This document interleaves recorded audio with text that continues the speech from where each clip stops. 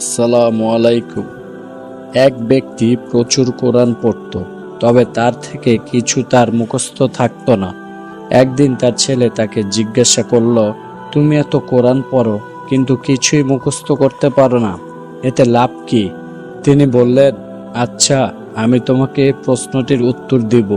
তার আগে তুমি এই বেতের ঝুড়িটি দিয়ে সমুদ্র থেকে পানি এনে আমাকে দেখাও।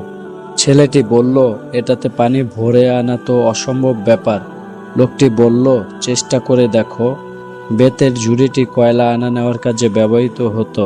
ছেলেটি ঝুড়িটি নিল এবং সমুদ্রের দিকে রওনা হলো। সমুদ্রের পানি তাতে ভরে পিতার কাছে নিয়ে আসতে আসতে ঝুড়িটি থেকে সব পানি বের হয়ে গেল।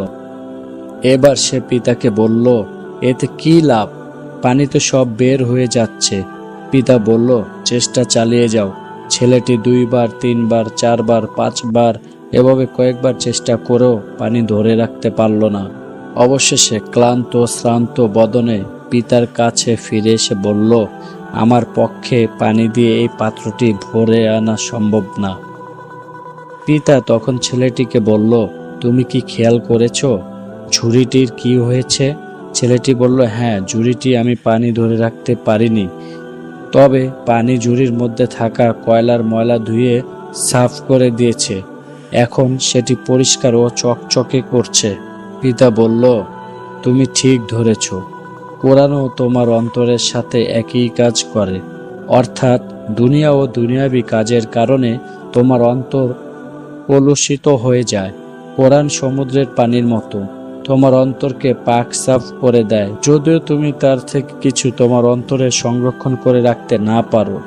মনে রেখো, কোরআনের নাজিলকৃত প্রথম আয়াত পড়ো। সুতরাং কোরআন মুখস্থ করতে না পারার কারণে শয়তান যেন তোমার মনে ওয়াসওয়াসা সৃষ্টি করতে না পারে এবং তোমাকে কোরআন পড়া থেকে দূর করতে না পারে। ভিডিওটি ভালো লাগলে একটি লাইক দিবেন এবং সাবস্ক্রাইব করে পরবর্তী ভিডিওর জন্য আমাদের পাশেই থাকবেন।